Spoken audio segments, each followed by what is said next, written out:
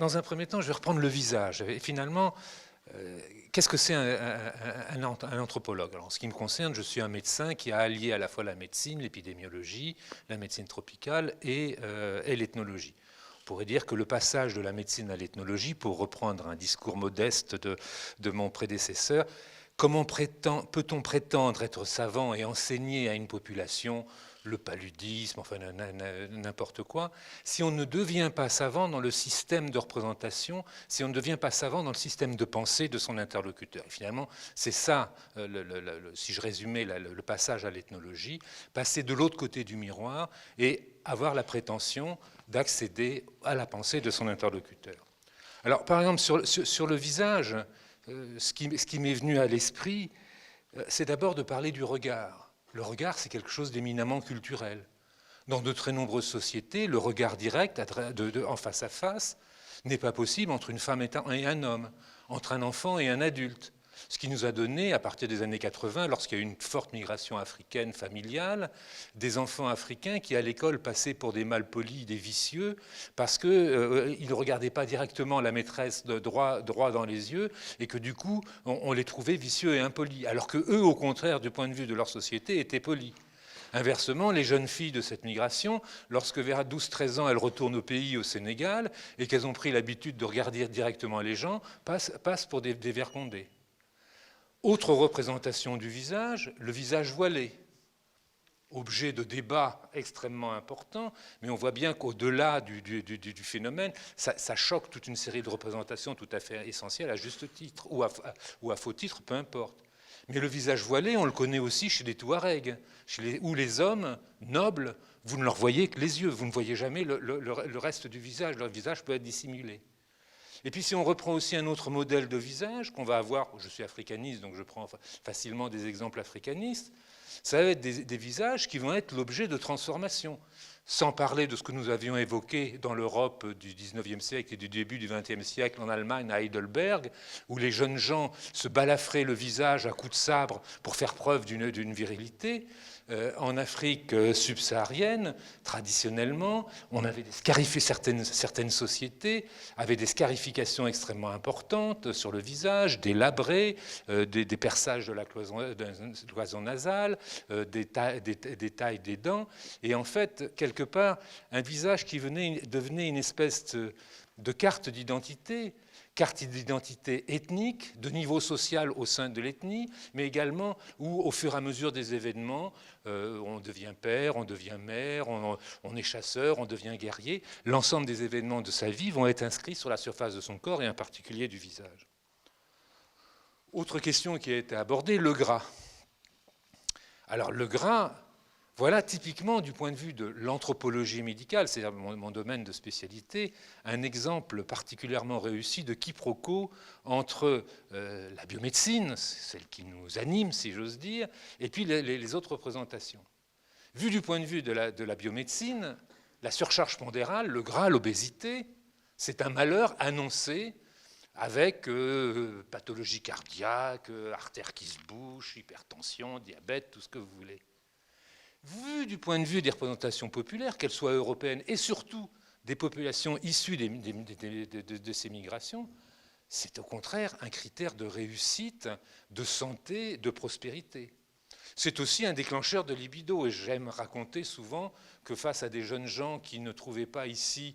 à fort embonpoint et qui ici n'étaient pas très valorisés, je leur ai à différentes reprises signalé que vu du point de vue de leur partenaire masculin, enfin, d'un partenaire potentiel masculin et féminin de l'autre côté de la Méditerranée,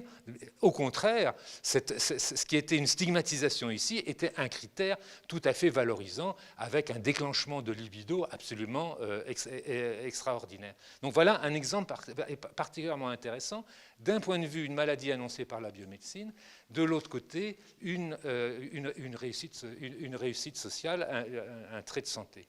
Et par exemple, en ce qui concerne le sida que vous avez évoqué tout à l'heure, au-delà des lipodystrophies, dans les années 90, on voyait notamment des gens avec des diabètes maigres et des amaigrissements qui étaient totalement stigmatisés et quasiment chassés de leur communauté en Afrique parce que l'amaigrissement était caractéristiques du sida avec les processus de stigmatisation que cela implique. Et puis on a vu ces dernières années, chez les personnes vivant avec le VIH, suivies par différentes thérapies, une fois dépassés ces effets secondaires que vous avez fort heureusement combattus, on s'aperçoit qu'un grand nombre de ces personnes vont être obèses parce que c'est la meilleure façon de signifier à son environnement social qu'on n'est pas malade, qu'on n'est pas indemne, et de dépasser des processus de stigmatisation, ce qui fait que du coup se greffent sur les problèmes inhérents au sida proprement dit, les problèmes liés aux conséquences de l'obésité. Alors, pour intervenir par exemple par rapport à la médecine grecque, la médecine galénique et la médecine hippocratique, pendant tout un temps, c'est une discussion que nous avions eue lors de la préparation, la construction des facultés de médecine européennes s'est faite sur une espèce de scolastique par rapport aux auteurs classiques. Et je soulignais le fait que lorsqu'on veut parler de médecine, on va toujours rapporter à la médecine écrite en niant complètement les apports de médecine populaire, de médecine à tradition orale, et notamment en ce qui concerne des savoirs scientifiques qui sont mis en place au XIXe siècle, au début du XXe siècle, avec toute une série de savoirs dits de bonnes femmes, de tradition populaire, qui sont passés dans les catégories savantes, mais enfin, là-dessus, je ne vais pas trop développer. Par rapport au sujet, à l'intitulé de mon intervention, je voudrais souligner un quiproquo classique. Le quiproquo classique, c'est que la biomédecine m'explique, lorsque je suis atteint d'une affection, me donne un modèle explicatif de type génétique, statistique,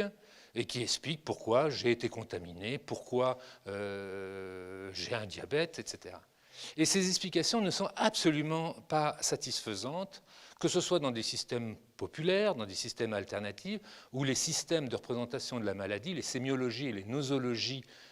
médicales qu'on va pouvoir trouver en Afrique. Et où là, on va avoir une prééminence de la causalité. Alors, cette démarche en France a été très vulgarisée par un travail d'une ethnologue qui travaille dans le Perche, en France, Jeanne Favret-Saada, et qui en fait montrait que le malheur biologique ne pouvait pas être dissocié du malheur social. C'est-à-dire, c'est après une accumulation de malheurs, bon, j'ai un diabète, ma femme a une intervention gynécologique, mon fils a perdu son travail, mon tracteur ne fonctionne pas, mes vaches ne veulent pas véler. Donc toute une série de malheurs de différents types, où à ce moment-là, il y a quelqu'un qui vous dit, mais c'est-il pas qu'il n'y a pas quelqu'un qui te voudrait du mal ? Et les modèles de causalité dont je vous parlais, qui vont être très prédominants dans les populations originaires d'Afrique subsaharienne, c'est des modèles de causalité qui vont mettre en cause, non pas ces modèles statistiques et génétiques dont je vous ai parlé, une volonté divine, mais surtout l'existence d'individus malfaisants, des sorciers dévoreurs qui vous dévorent la substance vitale, un sang métaphorique, une chair métaphorique, qui en général fonctionnent en société où le premier attaquant fait partie de votre propre corps social, voire votre parenté proche, ce qu'on va appeler le mauvais œil, ce qu'on va appeler les mauvaises langues dans d'autres systèmes, et en particulier en ce qui concerne le sida, mais en ce qui concerne aussi les épidémies d'Ebola, là où nous allons proposer une explication de type le virus qui a contaminé de telle ou telle façon, la question va être comment le virus a pu pénétrer dans mon corps malgré mes défenses, et il y aura une mise en cause de sorciers dévoreurs, il y aura une mise en cause éventuellement de génie de l'environnement, il y aura une mise en cause éventuellement si on a eu recours à un guérisseur qui a mobilisé le secours d'un djinn pour favoriser votre carrière, votre amour, etc., et qu'on n'a pas payé suffisamment un retournement du fétiche. Et dans les médiations que réalisent des ethnologues comme moi, et surtout des psychologues, des ethnopsychologues, justement, l'idée, c'est de partir des représentations des patients, là où nous proposons des modèles biomédicaux qui sont trop secs, qui ne sont pas compréhensibles, pour aller chercher aller chercher des modèles explicatifs et en tout cas une gestion du malheur qui partent de ces représentations. Pour développer encore, vous avez vu récemment, il y a eu ces épidémies d'Ebola tout à fait terrifiantes en Afrique de l'Ouest, dans lesquelles j'interviens depuis les années 2003 comme consultant de l'Organisation mondiale de la santé, parce que justement, les mots et les mots du corps, le titre de l'intervention, c'est que par exemple l'épidémie d'Ebola qui a démarré dans le sud de la Guinée en décembre 2013, annoncée officiellement quelques mois plus tard en mars 2014, d'emblée, à partir du moment où la biomédecine a identifié le virus Ebola, jusque-là, jusqu'à ce que le virus ne soit pas identifié, les modèles de causalité, c'était des histoires d'agression entre les villages, les sorciers du village d'à côté qui vous avaient agressé, des interdits qui n'avaient pas été respectés dans le petit milieu où c'était concerné. À partir du moment où il y a eu l'annonce qu'il s'agissait d'un virus d'Ebola, immédiatement, sur un fond de pays ruinés, avec des structures sanitaires pas possibles, avec en plus je dirais quasiment une paranoïa guinéenne particulière, puisque c'est un pays qui avait rompu très violemment avec la France au moment des indépendances et qui s'est construit dans une espèce de logique paranoïaque où toute personne, tout élément qui vient de l'étranger est destiné à vous nuire. D'emblée, Médecins sans frontières, sans parler de l'OMS, de la Croix-Rouge et différentes institutions qui sont intervenues, ont été accusés d'être ceux qui avaient provoqué, disséminé le virus d'Ebola pour gagner de l'argent, pour faire fonctionner leurs institutions. Donc finalement, ce que je veux essayer de dire au travers de ça, c'est que fonctionner toujours sur un système de représentation de la maladie où on était uniquement dans un système univoque de représentation biomédicale, sans essayer de passer de l'autre côté du miroir et d'avoir une idée des représentations de l'autre côté, effectivement, vous êtes dans des quiproquos et dans des actions tout à fait qu'on n'arrive pas à résoudre. Et c'est pour ça que l'OMS, dès les années 2003, a fait appel à des anthropologues, et surtout lors de cette épidémie, pour essayer de trouver des aménagements, faire passer des messages qui tiennent compte des représentations locales, aménager des rituels funéraires qui satisfassent aux exigences microbiologiques de casser les chaînes de contamination, et en même temps qui obéissent aux rituels autochtones, ce qui par ailleurs n'a pas été véritablement possible en Guinée et Sierra Leone, puisque la toilette mortuaire, qui est interdite à cause des risques pris par les gens qui font la toilette, était la condition sine qua non qui était posée par la population, alors qu'en Afrique centrale, nous avions réussi à aménager les rituels funéraires, puisqu'il s'agissait de populations où on déposait sur la tombe ou dans la tombe les objets matériels des morts, un peu ce que nous connaissons pour les pharaons qui emportaient avec eux leurs biens matériels pour gérer l'au-delà. Et donc les aménagements que nous avions mis en place dans ces rituels funéraires sécurisés, c'était de proposer à la famille de donner les habits, les objets dont le mort avait besoin dans l'au-delà. C'était aussi de proposer des ablutions rituelles aux différents temps habituels, mais au lieu que les gens trempent les mains dans une même bassine, on faisait des ablutions à l'eau chlorée. Et là, on avait réussi à le dépasser. En ce qui concerne l'Afrique de l'Ouest, ça n'a pas été possible. Et puis pour terminer, pour vous montrer, enfin, très rapidement, pour montrer aussi un autre champ, parce que c'est aussi un de mes domaines de spécialité, si vous avez l'occasion de venir au Musée de l'Homme, ce que évidemment je vous recommande, promotion gratuite, si j'ose dire, nous avons une collection d'amulettes absolument monstrueuses originaires du Sénégal. Quand j'ai monstrueux, c'est des milliers d'objets récupérés à la décharge ordure depuis les années 83-85 et finalement qui nous interpellent pour dire mais finalement ces objets que nous portons sur nous, enfin, qui peuvent être portés sur soi, qui peuvent être des amulettes authentiques, qui peuvent être des médailles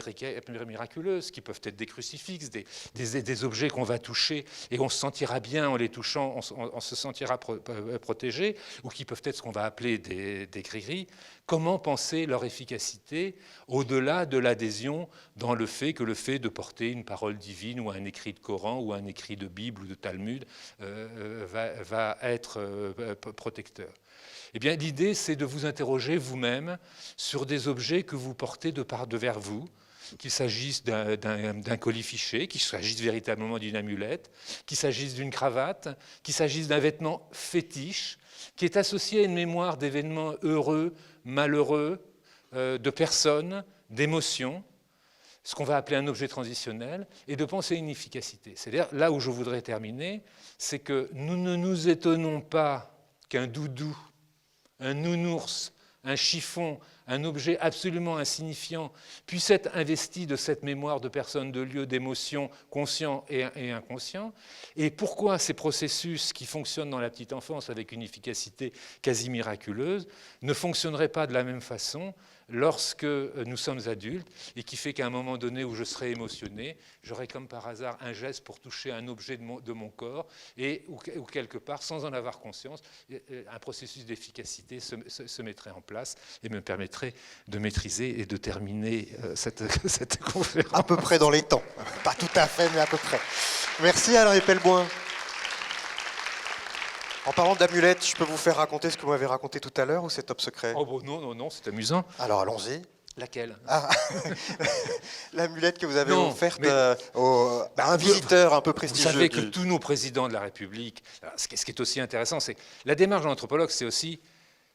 on ne peut pas faire l'anthropologie de l'autre sans faire une anthropologie de soi. Et lorsqu'on vous parle des amulettes et des objets fétiches, il n'y a pas un homme d'État, à ma connaissance, qui d'une façon ou d'une autre n'ait pas eu recours à ça. Mitterrand et son astrologue, Chirac et les marabouts. Et je me suis amusé, et comme ce président, espérons que le prochain aura aussi de l'humour, avait de l'humour, lors de l'inauguration du Musée de l'Homme en octobre 2015. Donc j'étais un des commissaires scientifiques. Donc à la fin, le président vient serrer la louche à chacune des personnes. Et donc j'avais préparé très soigneusement dans une de mes poches un objet, on va dire, du type,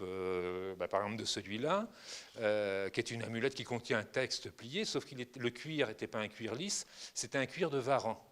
Le varan, c'est une espèce d'animal extrêmement lent, on croit pouvoir le saisir, et au moment où on veut l'attraper, il s'échappe immédiatement.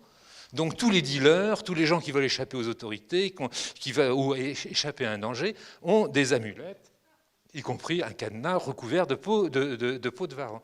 Et donc, le président passe, je sors l'objet, je le présente sur les mains, le chef du protocole guerrier me fait un clin d'œil pour me dire que c'est pas dangereux, que je peux y aller, et j'offre l'amulette au président de la République en lui disant, justement, vous voyez, c'est pour une personne, on croit que c'est quelqu'un de, je n'ai pas dit gros, mais de lent, etc. Mais au moment où on veut le saisir, on ne peut pas l'attraper. Eh bien, je peux vous garantir que, fort aimablement et avec un grand sourire, il ne l'a pas remis à son associé, il l'a mis dans la poche de son costume, et je ne sais pas s'il l'a encore, j'espère j'aurai l'occasion de lui demander. Enfin, ce que je veux dire, c'est que ces objets, effectivement,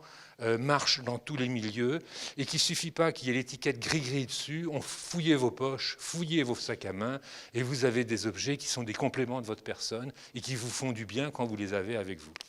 Alain Epelboin, pour avoir accès à ces connaissances, à ces croyances, à ces pratiques de médecine, on imagine qu'il ne suffit pas d'arriver et de demander. Il y a certainement, quand on va dans ces pays, une sorte de... Voilà, il faut établir la confiance, ça prend du temps. Comment on fait? Parce que c'est finalement très personnel. C'est souvent un rapport très...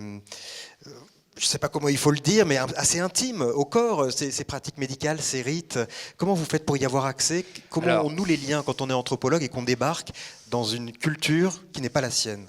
Bon, j'aime bien les formules provocatrices. J'aime bien dire que je fais d'abord un métier de schizophrène professionnel, c'est-à-dire être capable de basculer apercevoir le même élément vu d'un point de vue d'une autre réalité. Vous savez, quand je faisais mes études de médecine, on vous expliquait la schizophrénie, c'était « Oh, mais à qui appartient cette main ?» C'est-à-dire changer complètement de regard. Donc effectivement, il y a un côté schizophrène professionnel, c'est-à-dire sur un événement quelconque, de le regarder à la fois de mon point de vue, de mon ego, de mon point de vue de médecin, de mon point de vue d'ethnologue, du point de vue d'un guérisseur pygmée avec qui j'ai travaillé.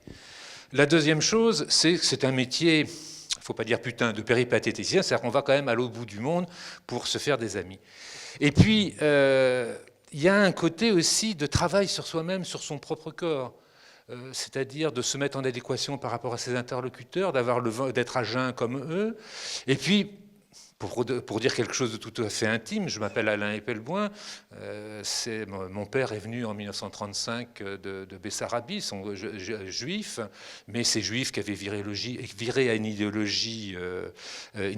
athée, et donc avec une rupture complète par rapport à la religion. Et notamment par rapport à un des principes du judaïsme, qu'on retrouve aussi en islam, qui est qu'on utilise sa main gauche pour les tâches impures, pour toucher ses fesses. Moi, j'ai été élevé main droite dominante, sans aucune... Eh bien, j'ai dû effectivement me rééduquer lorsque je vivais au milieu de musulmans, où finalement, à l'idée, en sortant des toilettes, qu'ils puissent avoir l'idée que je leur serrais de la main droite, une main qui avait été souillée, c'était quelque chose d'insupportable. Et faites-en l'expérience Allez vous rééduquer, pour ceux qui sont droitiers, à utiliser votre main gauche pour des tâches demandant une finesse psychomotrice de ce type-là. C'est une vraie rééducation. Je ne m'attendais pas du tout à cette réponse, mais c'est Non, mais la vôtre, pourquoi pas.